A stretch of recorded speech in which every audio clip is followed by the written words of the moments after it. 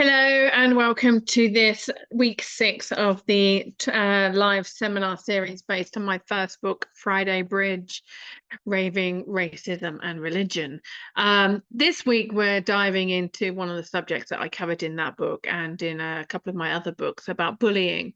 Now, I guess you could say that all my books are about bullying in one way or another, whether it is through school or through community or through the workplace. But today we're going to be focusing on bullying in blazers, school as the first battlefield of identity.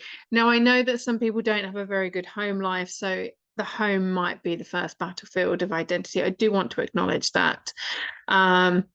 But again, as I was saying, that all of these are time-stamped, and today is the 28th of August, 2025. So some of the statistics that I share in today's event, they are relevant as of today, the research, and they were double-checked. The figures were double-checked this morning. So without further ado, let's just get cracking, shall we?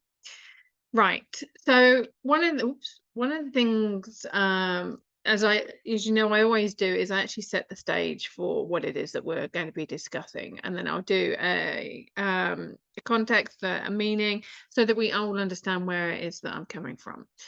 Now, one of the first thing that we're going to be going into is how childhood bullying shapes identity and self-worth long into adulthood, because there are lots of us in our 30s, 40s and 50s, sometimes even older, that are running our lives from the space of the wounded inner child. And this is how we run our families. It's this identity that we're either so far removed from what bullying is because we never experienced it, or we were the bullies or the bystanders, or we were the ones that were bullied. And so we overcompensate or undercompensate in many areas of life. Then there's the spoken hierarchies of class, culture, and race inside schools, and we see this everywhere.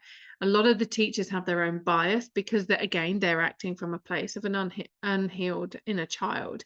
Their biases about school blind them a lot of the time to the teaching practices that they have. And then we're seeing in a lot of schools that there's no such thing as competition, where actually competition is very healthy.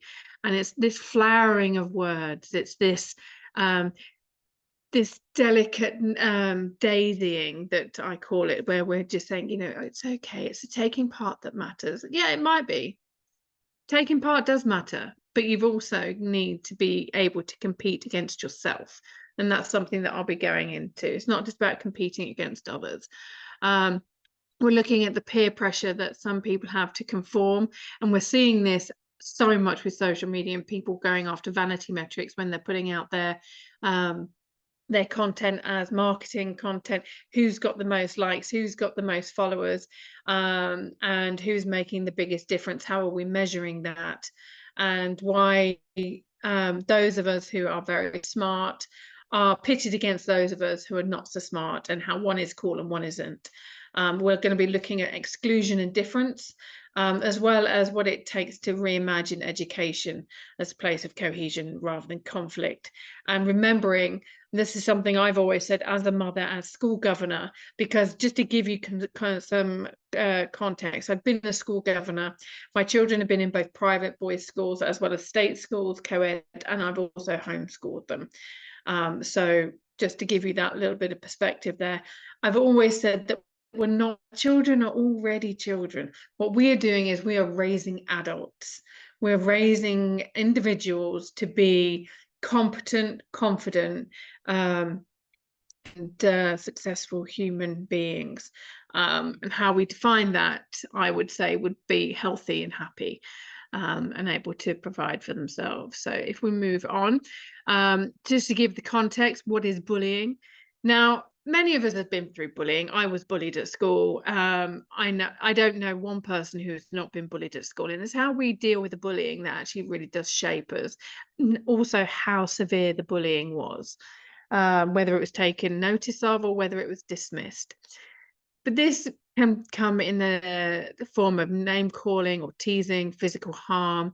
And when we say about name calling and teasing, it's like, oh, you're a nerd, you're a geek, or if it gets a little bit for us girls, You know, if we're not interested in being with all the boys and going on lots of dates, then we're called frigid. If we have lots of dates with boys and, you know, and a boy gets refused because he, you know, we don't want to have sex with him, then we're called a slut or a slag, and all of those. And, you know, they're name calling. But again, it's about understanding where all of this comes from. How do we know about these phrases?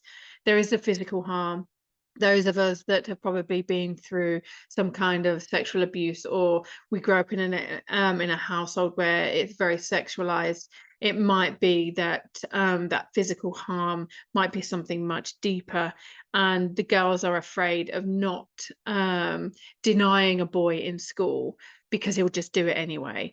And again, these are, you know, these are quite extreme examples that I'm including here in the teasing and the physical harm, that people are being excluded. Because if you remember what I was saying last week, if we're not including people, by default, we're excluding them.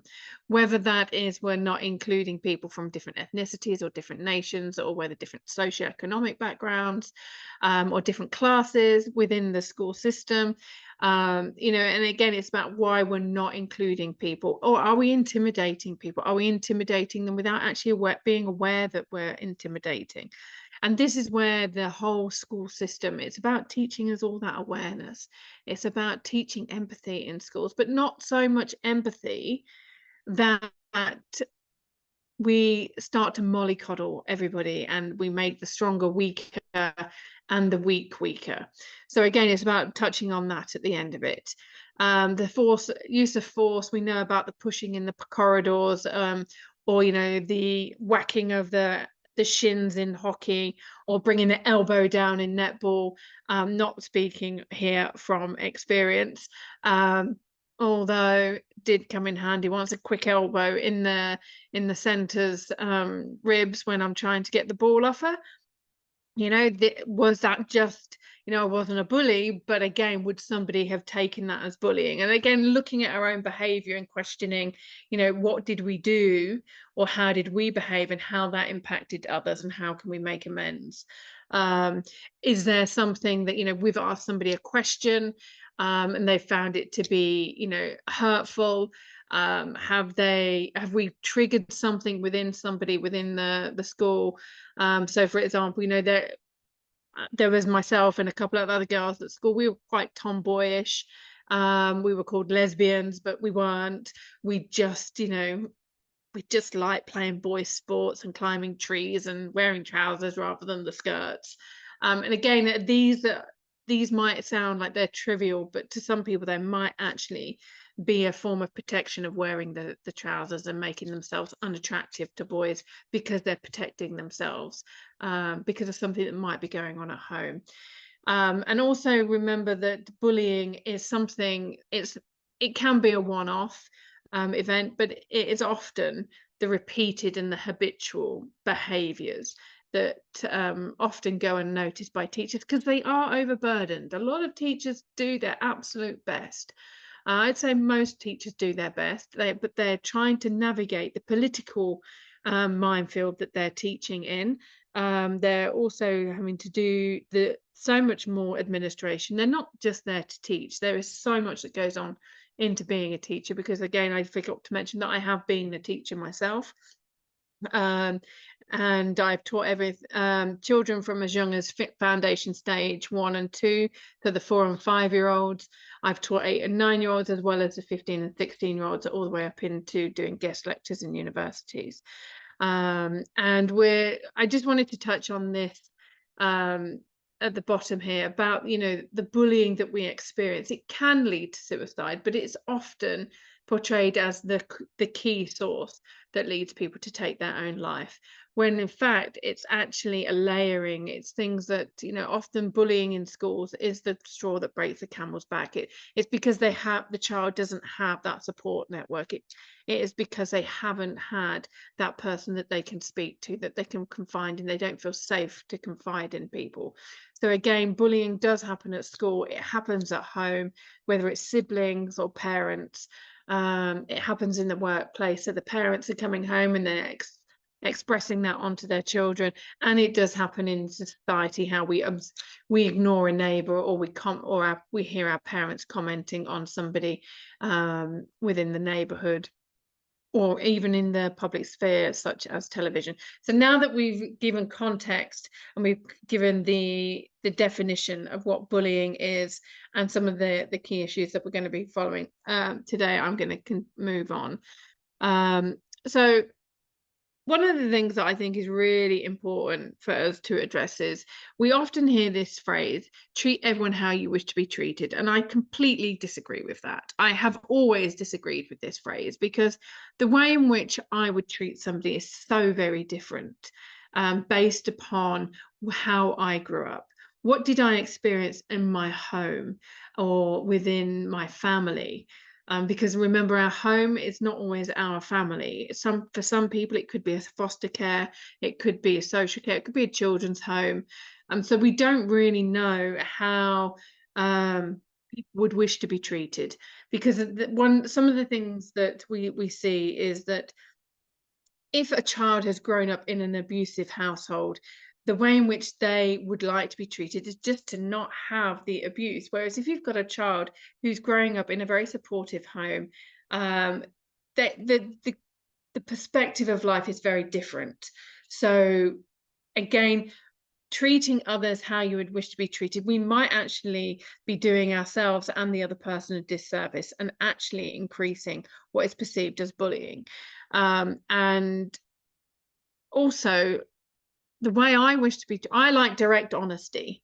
I like no nonsense, let's just get on with it. Now, that might not be the way in which is good for other people. There might be a HSP, a highly sensitive person, which is something that I come on to a little bit later. It might be that the direct no nonsense attitude that I have, very independent, very resourceful, driving it forward, ambition, I'm very alpha in a lot of ways. That actually might be the worst thing of how we would treat somebody else. And again, it's about understanding how all of these different ways of being, actually, we are in a school environment.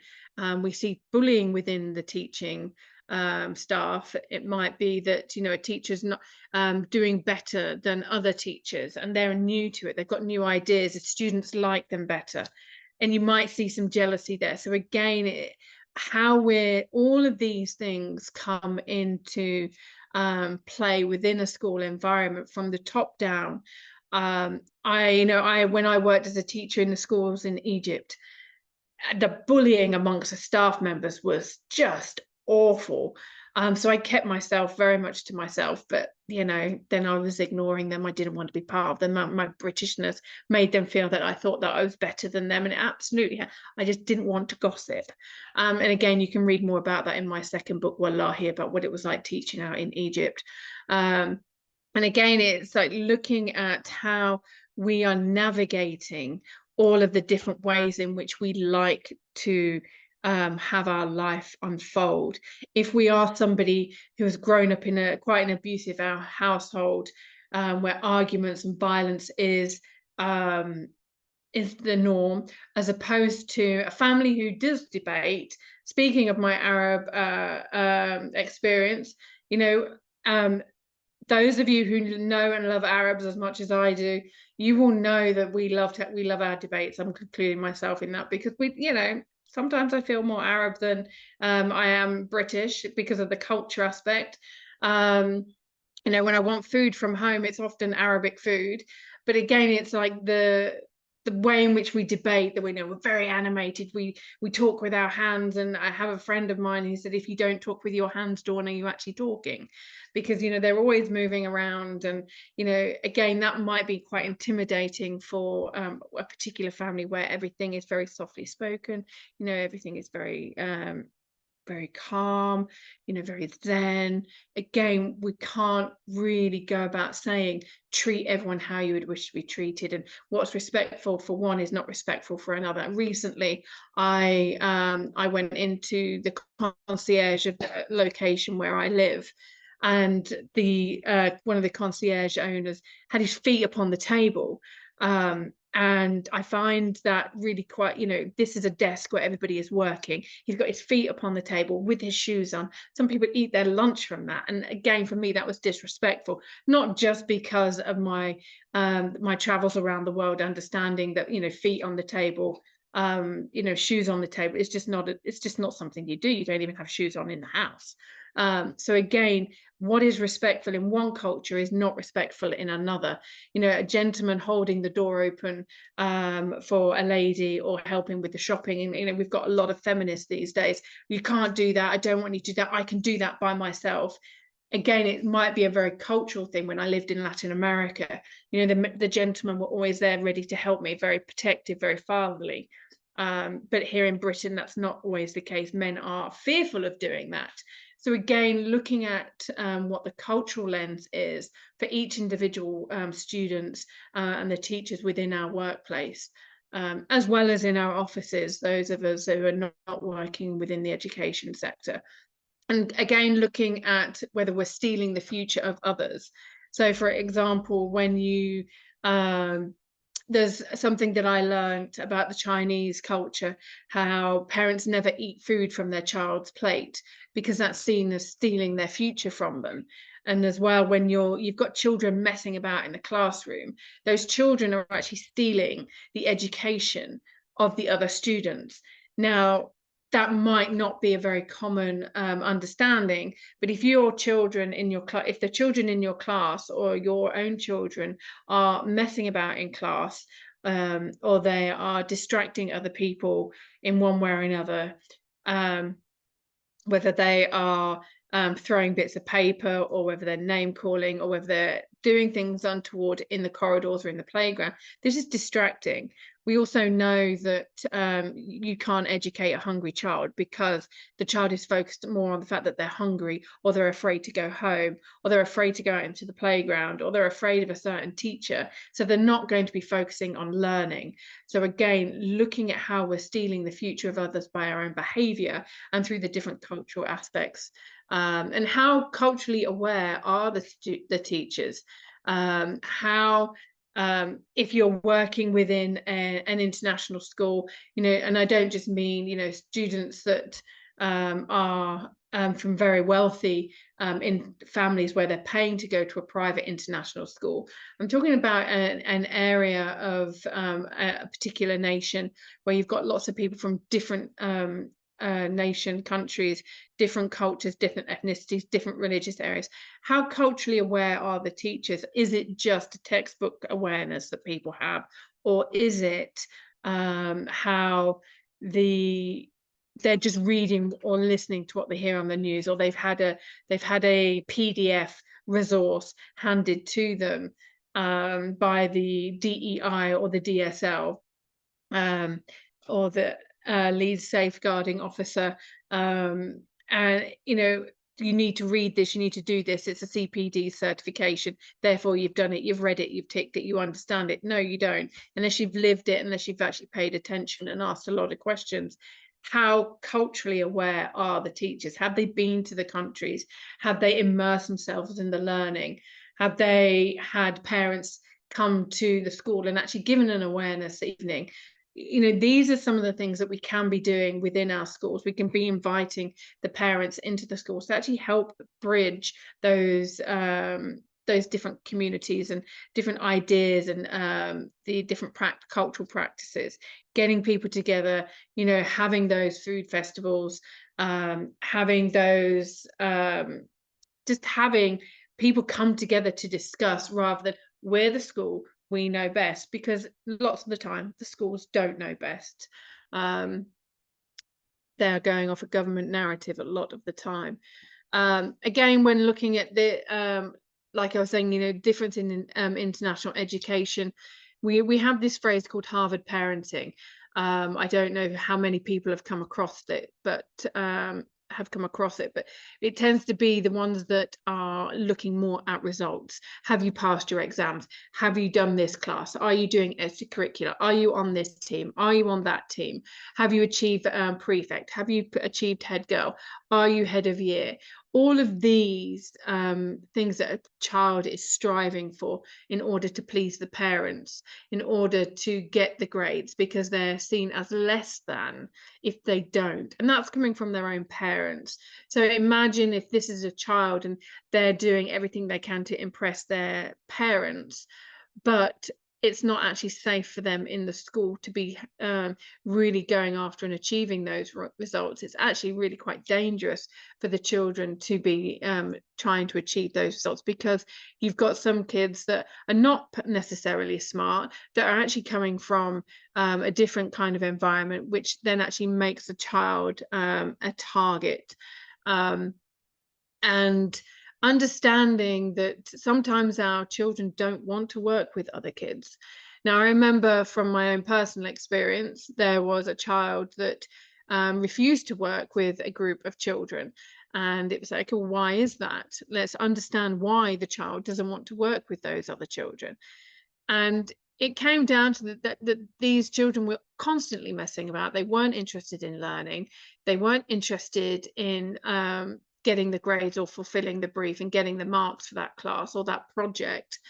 They were just interested in messing about because they didn't understand the concept that the teacher had been explaining. They didn't understand, why it was important to actually do this. So the child who didn't want to work with this other group, they were being ostracized by the teacher. They were being singled out and being difficult. And so, well, the teacher hadn't even asked the child why they didn't want to work from them.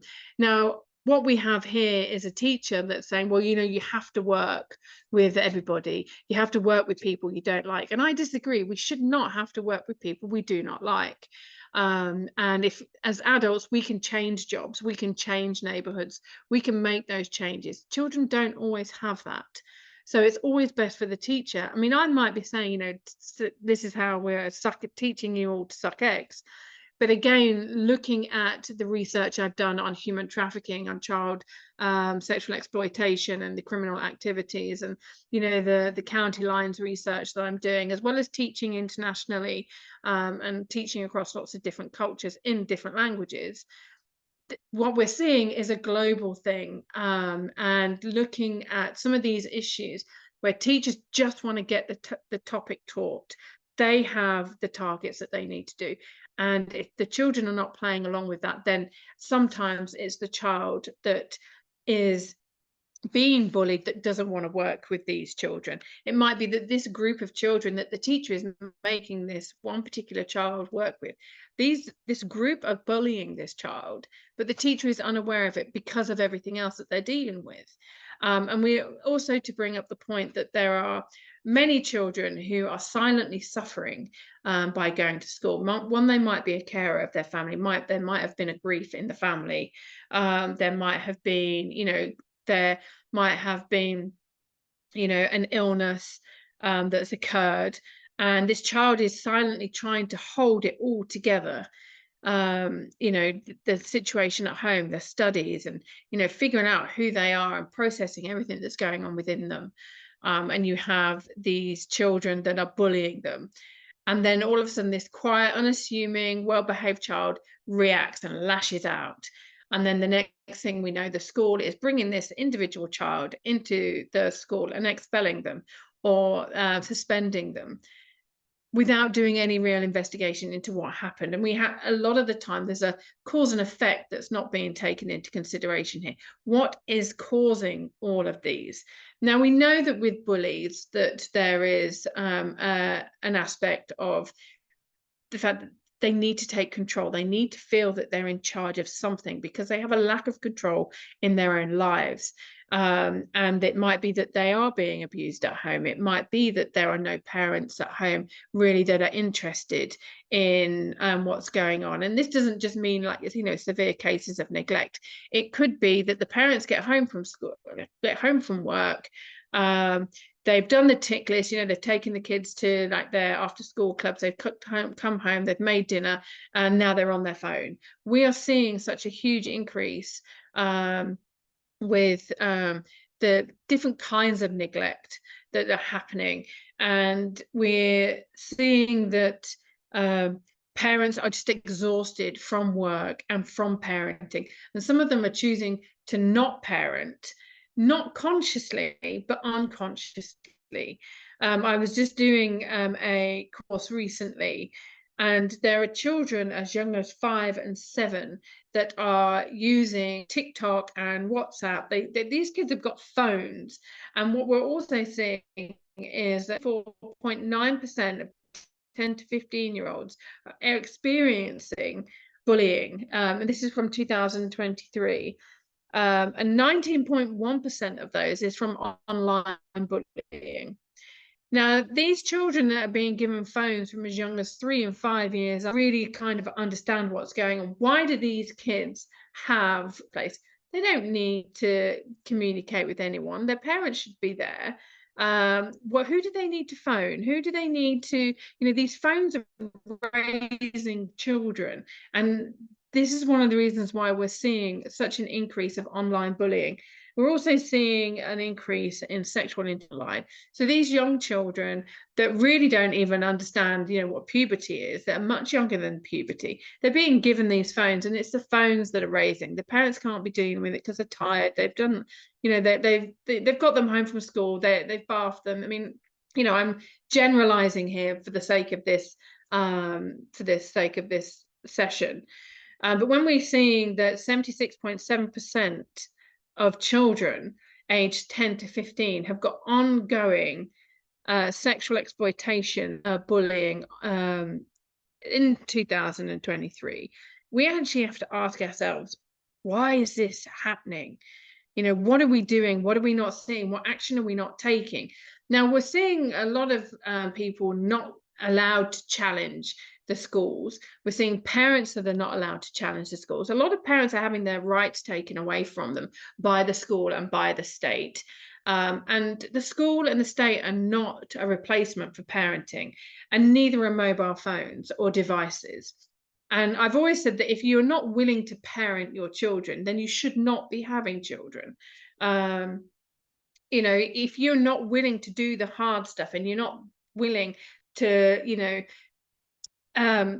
discipline your children, and I don't mean, beat them with a slipper or with a cane, going back to those days. But if we're not willing to explain to our kids the cause and effect, and we're not willing to have those difficult conversations with our children, then somebody else is going to. We're seeing a huge amount of mental health issues increasing in children. But the behaviours of these children that we're seeing, it's all learned behaviour. And if they're not learning it from the parents, and they're not learning the good behaviour from the parents, they're going to be learning it online, especially when they're given a phone at the age of 3 years old, 5 years old, 7 years old. Why do they need phones at that age? Like, seriously. Anyway, moving on to the next slide. What we're also seeing hugely in especially in Western culture, the Britain and United States and Canada, and also in Australia and New Zealand. I know that's East. But teachers are projecting their own bias, their own fears and their belief, and sometimes their sexual orientation onto children. This has no place in the classroom. Absolutely no place in the classroom. And what that's actually doing is ostracizing some of the children within the class, and it's actually making the children that do not agree with the teachers actually fearful of actually owning their voice. And children are not allowed to have opinions a lot anymore. We're not, even when we go back to films like The Dead Poets Society, those of you who are my age will know about this film. Robin Williams, Ethan Hawke. There was the headmaster was saying, that the children, even in this prep school, like in their teens, they're not there to think for themselves. They're there just to follow the school policies and the school procedures, and just to listen to their teachers. But if we're not giving the children a voice and we're not engaging them, then they're going to become disruptive. They are going to be, we're dumbing them down, and we are making these children frustrated because they don't have a voice. And if they haven't got a voice at home, and they don't have a voice in the class, how are they going to be? They're not taught these tools on how to use their voice. They use this in a hateful way or an aggressive way. And we're seeing we're seeing it playing out in the, I mean, we're seeing it playing out in newspapers where sometimes like, have these journalists actually done any research? There was recently a woman that went missing in an area where I was staying, and just the basics of the story that this journalist had gotten wrong was that, and this might seem quite trivial, but it was the difference between it being a Shell garage and a BP garage. It would have taken seconds for this journalist to have done a bit of research, but they got it wrong. And it was so typical of this particular newspaper to actually be that lazy with the fact checking. Now, again, a lot of the facts that I'm sharing with you today, they've been either checked by the stopbullying.gov.uk, they have been checked on the NSPCC website, the government websites, both in the States and in Britain. So these figures that I've been sharing with you, like the 34.9% of 10 to 15-year-olds experiencing bullies in 2025, you can find those all online. There was also a read that a lot of the adults that were seeing gaslight fellow colleagues in the workplace or relationships, this is something where bullies have been allowed to get away with the passive aggressive bullying, the ones who have got the taunts, the ones who are not caught by the teachers because they become so good at bullying behind the scenes or at bullying in plain sight. I remember when I wrote my Crossing the Line, I had asked the headmaster of the boys' independent school where my two boys went. I actually asked the headmaster, when are you going to take bullying seriously? When you find a boy hanging in the locker room? Unfortunately, the boy wasn't found hanging in the locker room. The boy was out for lunch with. But even though their child was traumatized by the bullying that they saw, they still kept quiet. And it's this overprotection that's actually disabling the schools from taking action. It's also impacting the children who are observing the bullying that's going on. And if the parents are of the Harvard ilk, this is not just blaming Harvard parents. I'm not saying all Harvard parents are like this or the Ivy Leagues, Oxbridge. What I'm saying is that if we have got these children that are trying their best to overachieve to please the parents, they're probably going to be keeping a lot of the bullying that they're experiencing to themselves. They're overwhelmed with a lot of things, and this is actually disabling our children from achieving.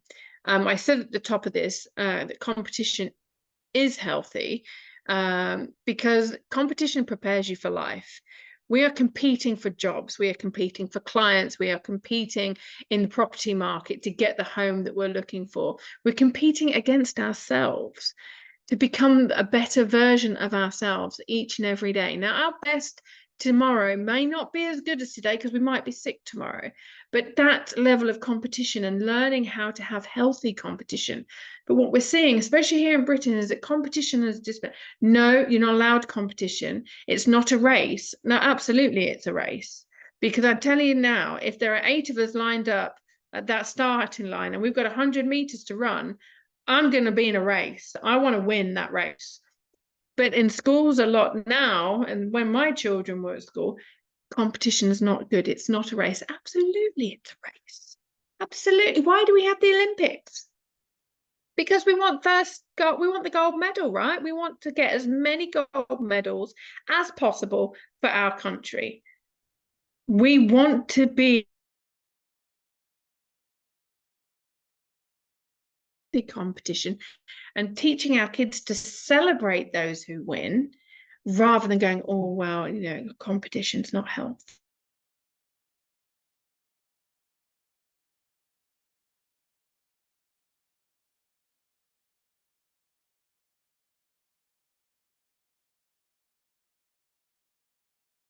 And people that develop, what are their own biases and what are their own fears and their own experiences of being in school? Is it these policies, because a lot of them are actually increasing bullying. We're not allowed, children are not allowed to stand up for themselves. They're not allowed to have well, they're not allowed to read certain books. I find some books that are being removed absolutely shocking. And we're being asked to remove books such as Mark Twain's books, Huckleberry Finn, and because of certain words, but we're teaching history through those words. We're teaching about the growth of literature. And what we're seeing is, as John S. Mills, one of the philosophers, says, we're trying to we want to maximize the total well-being for the greatest number of people, but by doing that, are we dumbing down the nation? So, for example, as I mentioned earlier, that when you've got strong individuals, and this intimidates the weaker individuals or the more sensitive individuals, it's always the stronger ones that are being asked to soften. It's always the stronger ones who are asked to back down, to withdraw, to be kinder. And we're never asking the people who are weaker or the people that are more sensitive to strengthen. So what we're doing is we're actually bringing down the strength of the nation instead of increasing it.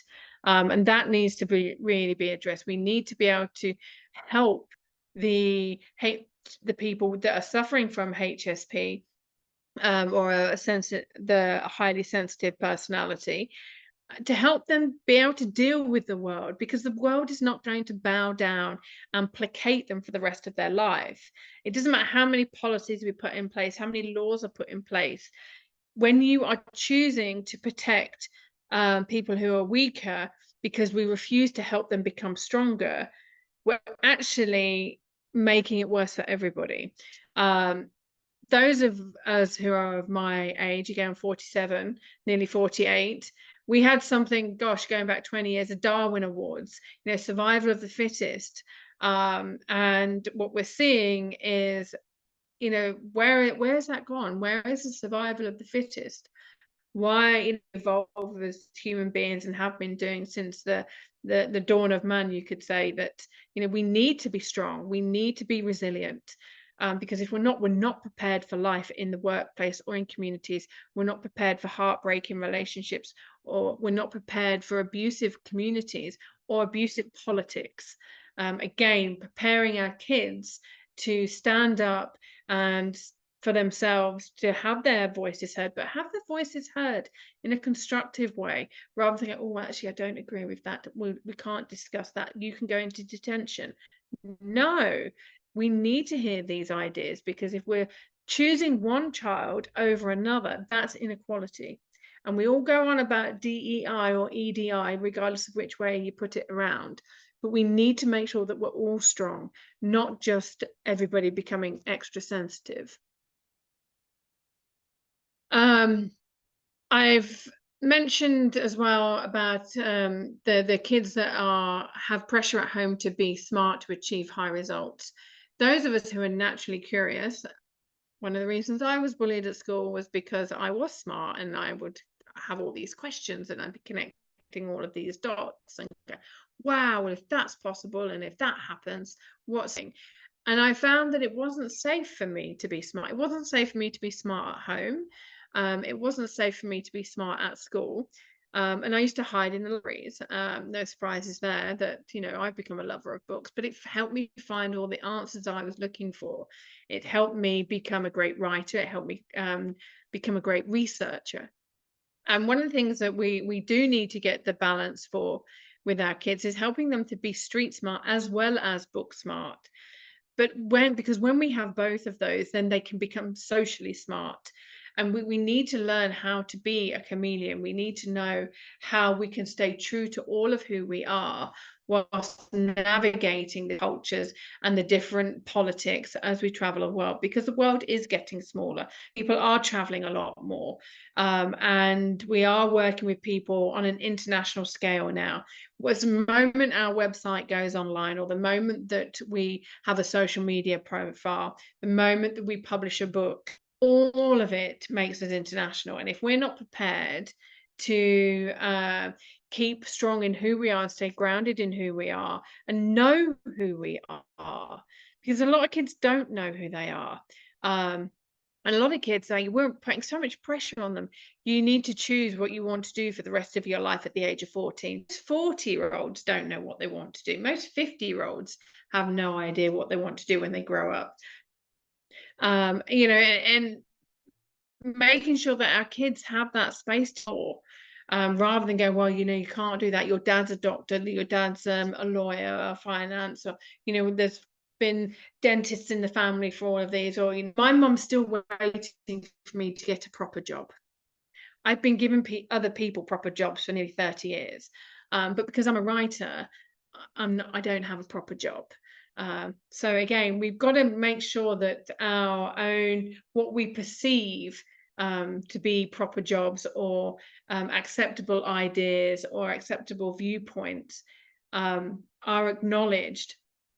The um, the thing that I really have found difficult myself, having lived outside of Britain many times, and traveled the world. I think I'm now up to like my 45th country, no, 46th or 47th country, is I see the world through so many different lenses. I've immersed myself in cultures. I've learned different languages. I've studied religions and spirituality. You know, I've gone down into the heart of the ganglands, as well as, you know, the high levels of society, and elite. And I've looked at the microcultures within the nation cultures, and looked at some of the subcultures as well, a lot of the subcultures. And I've had to relearn a lot of what I was taught about the world. And when we shut down our kids for asking questions within a group, and they come from different places, and even if we as teachers and as adults find that these subjects are too sensitive for us, it does not mean to say that the kids it's too sensitive for the kids. They live in a very different world to us. They are so connected. I mean, I only have to I get my phone and I hand it to my children, because they'll get it set up in, like, just by looking at it. You know, we're not creating this life now. We're not teaching them how to live in this life in a lot of ways. They're teaching us. Our kids are our greatest teachers. And it's about listening to them, because if we're not listening to the kids in our classroom, we're shutting them down, they are not going to be inspired. They are not going to want to learn. They are not going to want to show us who they are. And a lot of them are going to give up, because sometimes school is the safest place for these kids, and they are wanting somewhere where they can become who they choose to be, because home is not safe, the neighborhood is not safe. And even though some people know this, and some people within schools know this, a lot of the other kids don't. And it's not about sharing with the class, you know, the private details of each student. It's not about that, but it's about allowing conversations to be explored rather than shut down. So one of the things that I did when I was a teacher, I knew what my lesson plans were. I knew what the kids needed to be taught.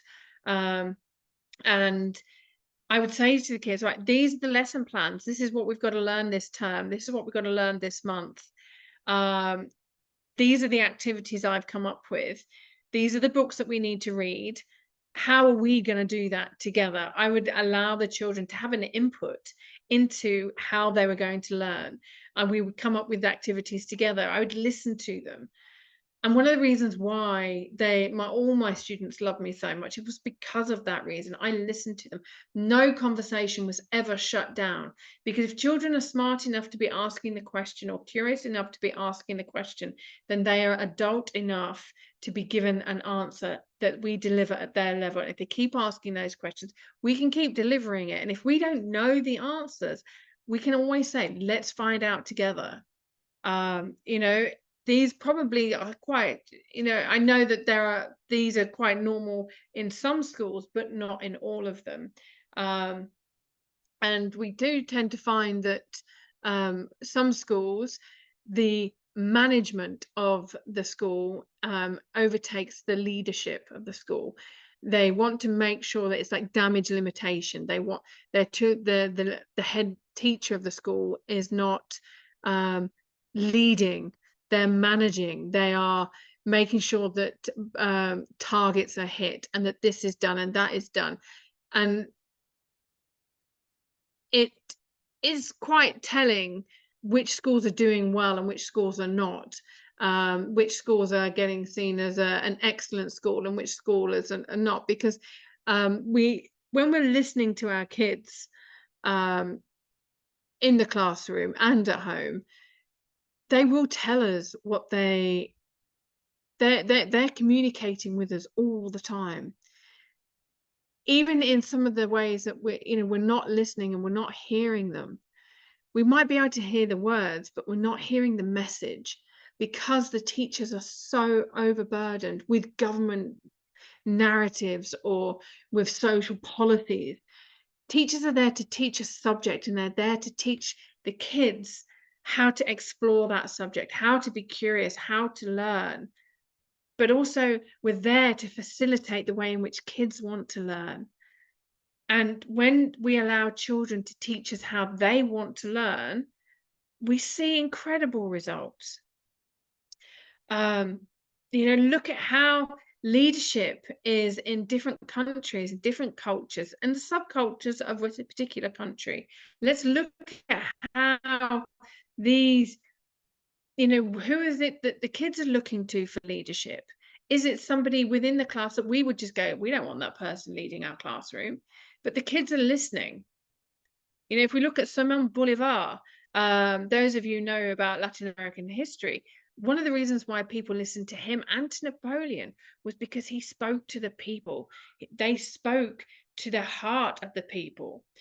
They mirrored what the nations were wanting, because it was what they were wanting as well. There was that connection. Again, when we were kids to question in the classroom, it also allows them that freedom to question, because it might not be safe for them to question at home. A child who's asking questions at home might be met with physical violence. It might be met with emotional or mental violence. And again, it's like, so making sure that our schools are spaces where kids can question and ask the questions without the teacher being offended, without the teacher being shamed, or having their own agendas play out, which we're seeing a lot of.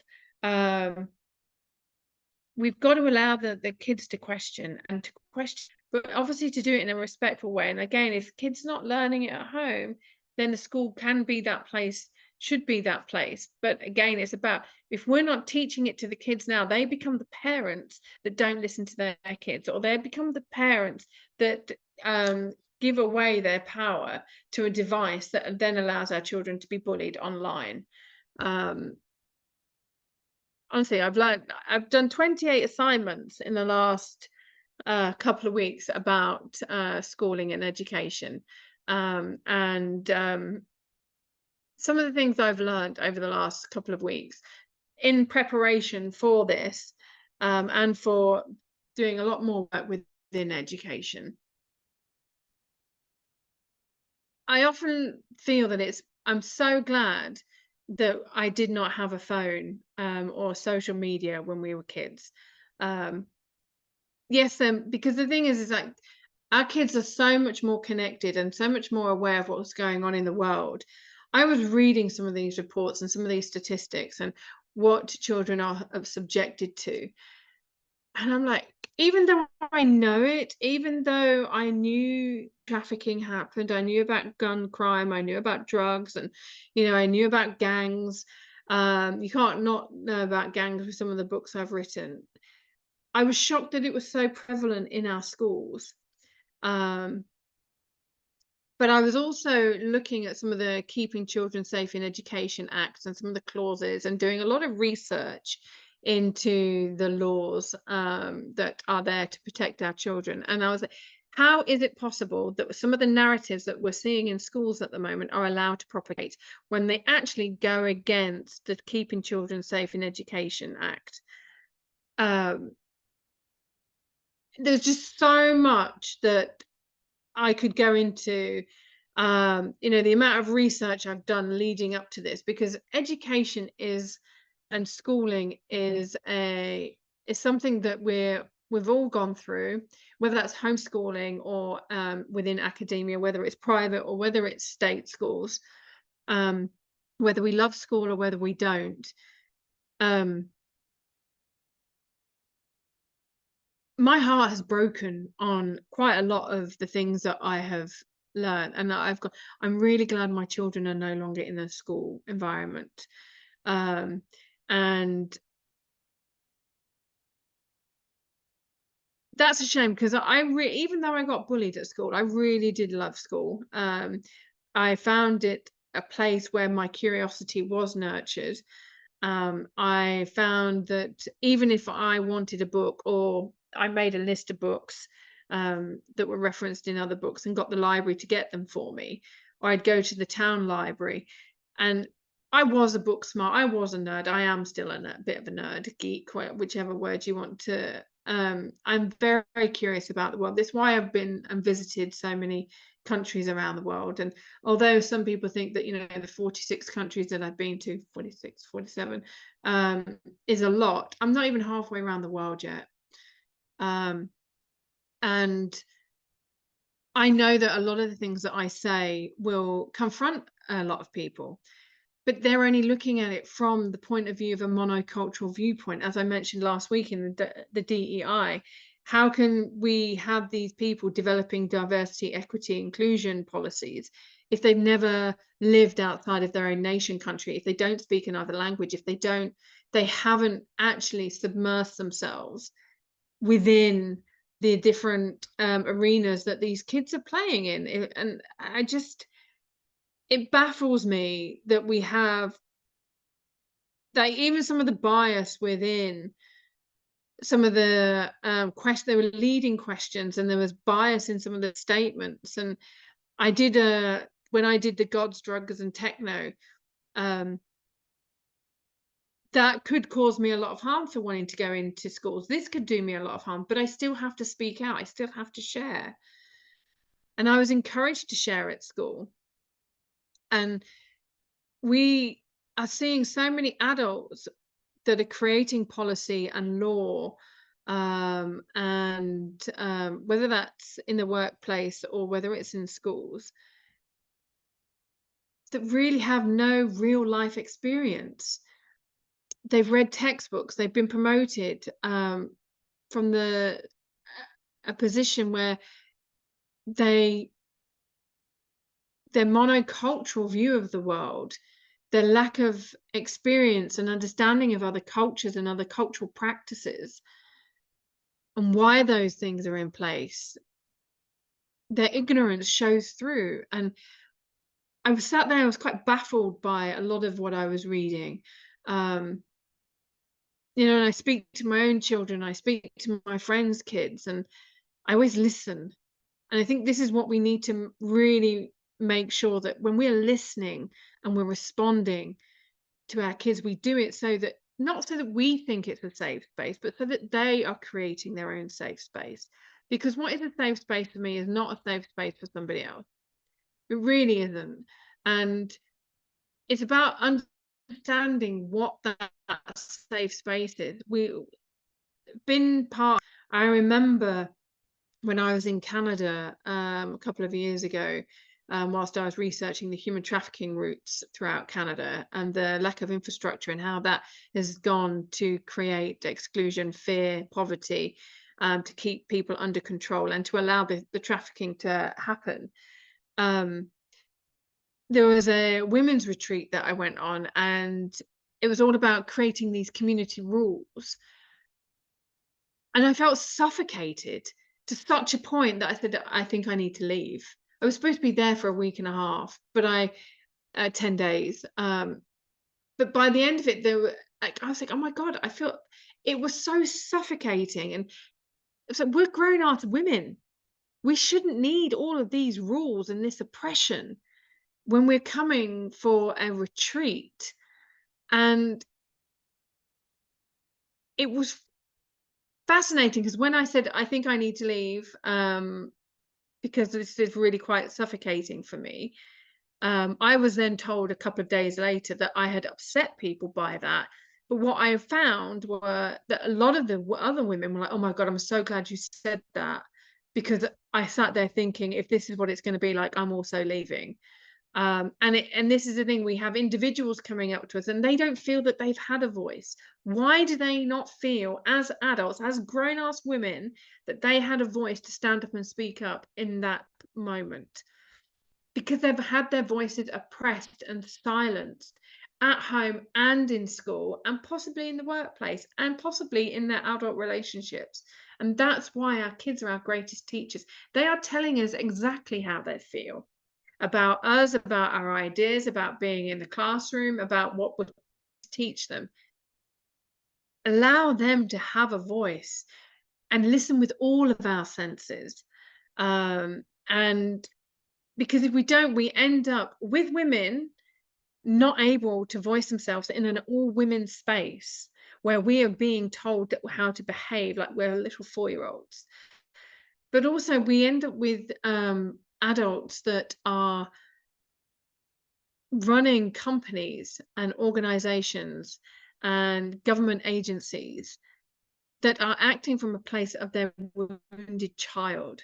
And when we fix and when we heal those wounds within us, that's when we have true enlightenment and we can actually really lead our children and to have incredible futures and actually create a world where we all feel safe in our own way, whether we're outspoken, whether we say things that shock others or trigger others. Because remember, when we get triggered or we get offended by something, this is an opportunity for us to look inside of ourselves and say, why am I triggered by that? Why am I offended by that? And remember, we cannot live through our children.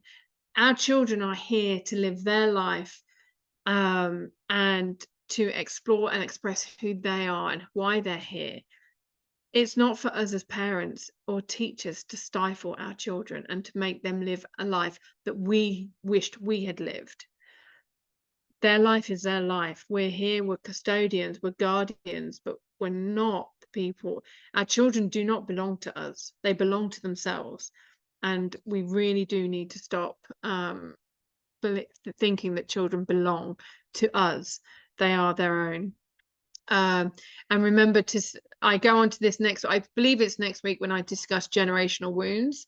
But when we open ourselves up to allowing a true understanding within the school system, and we actually heal our inner child and we don't allow our biases and our fear to project onto the students within the classroom, then we can reduce the bullying.